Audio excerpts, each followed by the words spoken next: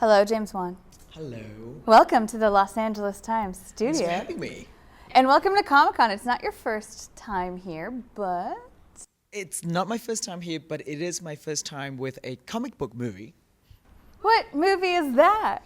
It's a little film called Aquaman, and I'm super excited to be here with So it. how does it feel? Like, what is different in coming here, like knowing what you're about to unleash on the Hall H crowd, but also just being here with a movie coming to Comic-Con with a comic book movie? What does that feel like? It's an amazing feeling. You know, I've been here in the past, and I've been to comic book convention in the past with my horror films, my low budget horror films. So it's kind of, it feels correct now finally to come here with an actual comic book movie, and especially one that the fan seems to be very excited about. I just cannot wait. I can't wait to share with them what I've been working on for the last 2 years of my life. So in one day, we're going to get basically the first look at Aquaman, which you've been working on for a while now.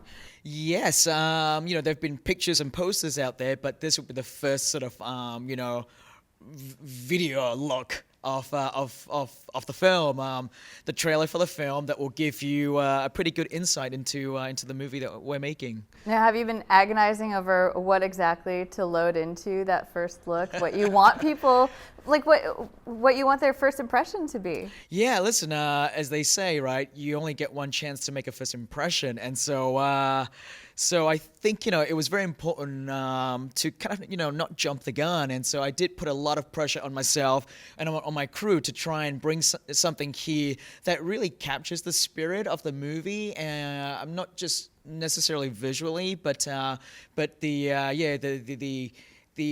adventure, romance spirit of the film that I was going for. And I think the trailer kind of hints at all those little things that we want to see. So set us up. How would you like people to go into Aquaman? What should they know? I would like them to go in there just with the expectation that they've had from super friends that this guy, this is the superhero that other superhero makes fun of because he talks to fish, and then be kind of taken aback that it's not quite like that at all, or it's that, but it's done and portrayed in a different way, and so kind of go in there kind of expecting, hopefully the unexpected, I guess. Well, Jason has played Aquaman. Audiences have seen him playing this character. I remember when he arrived in Hall H in a huge way and owned the place like a rock star. What were your first conversations with him like about where you both wanted to take the character in his full movie? Yeah, I mean, we talked a little bit early on. Talked with DC and Zach early on with what he and Jason were doing with the character. But then ultimately realizing that telling them that the film that I want to make is kind of more down this path, and I want to do this thing. And so if you guys can be cool enough to kind of not do things that might potentially step on my storyline that I want to tell. And fortunately, everyone was so on board with the film that I wanted to make, and definitely, having Jason be part of that is such an integral part. He has built this character, he's lived with this character for a while, and so our story pick up where Justice League leaves off, right? And so he left off that film, with a certain kind of mindset, but ultimately he goes on a journey that takes him away from that mindset that he has, and to become the king that he's supposed to be. So he's not like the cool loner. He's still cool. I don't think I can ever remove that from Jason, but I think the one thing that people will be pleasantly surprised is they'll see how kind of fun and funny the guy actually is. He's a really funny guy. He's so full of life and very gregarious. And when I first met him, I saw that and I said, dude, that's what I want to bring. I want to bring that version of you into our own solo movie, and so it's cool that we start off one way, but then along the way, I want us to see the Jack Burton of it all. You know what I mean? I want to see that that guy, that really fun guy, but yet he's still tough. It's not like I need to sell it to the people out there that Jason Momoa can be tough. What were sort of the hallmarks of the direction that you did want to go in, like tonally or in terms of things that you wanted to explore with this character? Yeah, I really wanted to capture, like the sort of swashbuckling action adventure spirit of the movies that I grew up with in the 80s, we've such great filmmakers like your Spielberg, your Lucas, your Jim Cameron of the world.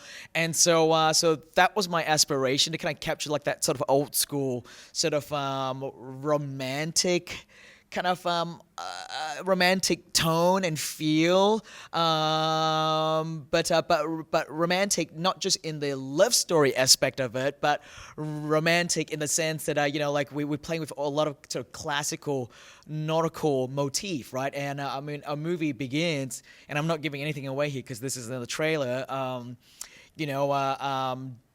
Dad, who is a lighthouse keeper, finds mom washed up on shore, and it's basically the story of the sailor who meets the mermaid and falls in love with her.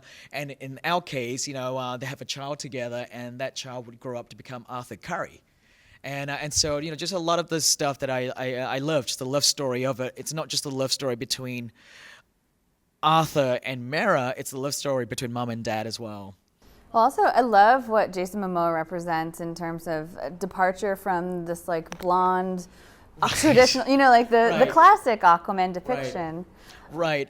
Yeah, I know. I definitely, I love that, and I love that that we're seeing more and more movies now that are embracing diversity and embracing POC, and I think it's so great that we have an actor that represents the Polynesian / Asian sort of community, and even though he's half that actually his own personal sort of upbringing really fits in with the with the story of Arthur Curry. He is a guy who's half Atlantean and half surfer as well, right?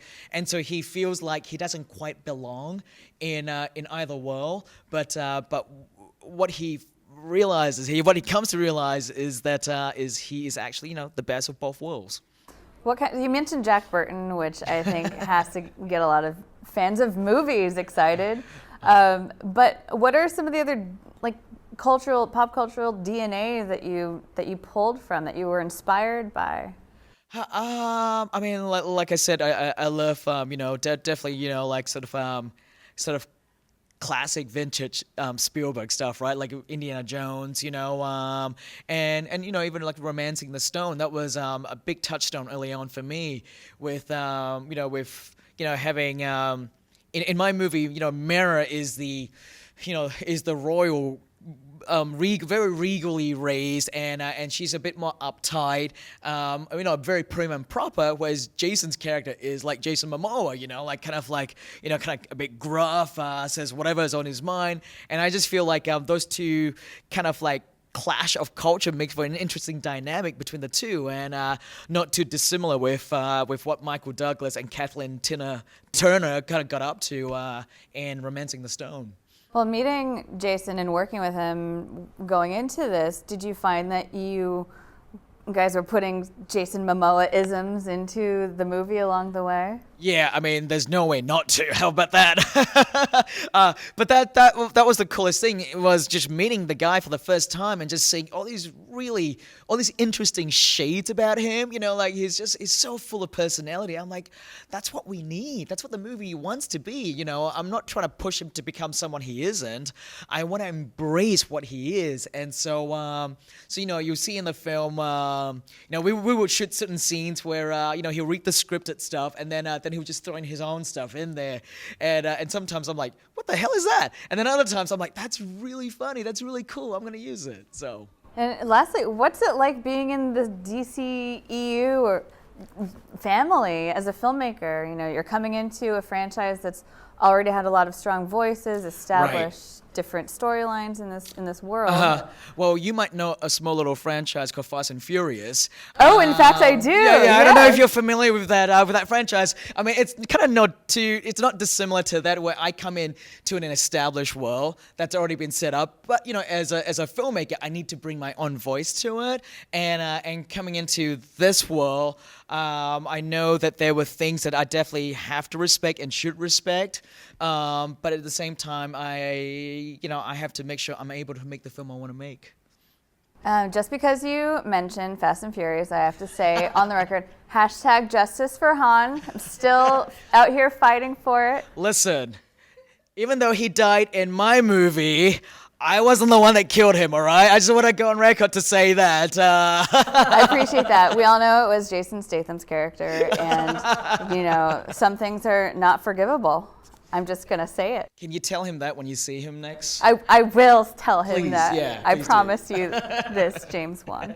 Well, thank you so much for stopping by. We're looking forward to seeing, I guess, this Aquaman big Hall H moment that you have planned. Yeah, I'm anxious and excited at the same time. Fingers crossed. Thank you.